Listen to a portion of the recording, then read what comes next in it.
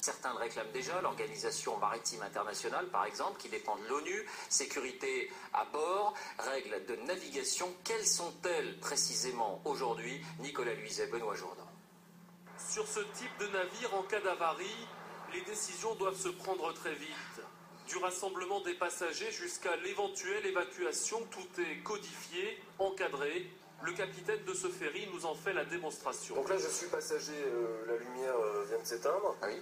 Comment ça se passe? Alors vous vous retrouvez dans ces conditions-là. Le bateau est passé sur éclairage de secours. Donc on peut toujours s'orienter vers... Alors on peut toujours s'orienter, vous voyez que ces panneaux sont toujours visibles et ils seraient visibles même dans le noir complet. Direction les zones de rassemblement, il y en a 5, c'est là que se trouvent les gilets de sauvetage. On a à bord plus de 2000 brassières, bien plus que le nombre de passagers, puisqu'elles sont réparties sur 5 points différents. Donc on considère toujours que peut-être qu'un point serait inaccessible. On l'attend aux passagers, voilà, donc c'est très simple. Donc c'est très simple, vous l'enfilez, voilà, et vous avez une sangle que vous passez sous les épaules. Mais à ce stade, il n'est pas encore question d'évacuer. C'est seulement si la situation s'aggrave au point de devenir désespérée que ces 4 coups résonnent, le signal de l'abandon du navire.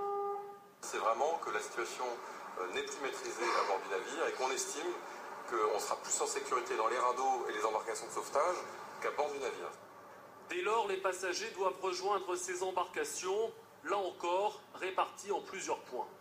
En cas d'alarme générale, là où on prépare les passagers à l'évacuation, on va déborder les embarcations et les amener à la hauteur du pont qui est en dessous.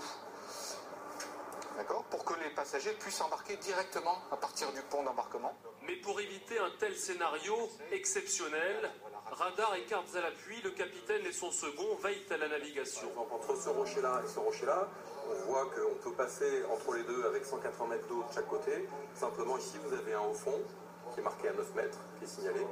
Et selon le tirant d'eau du navire avec lequel vous naviguez, il est hors de question d'essayer de passer par là.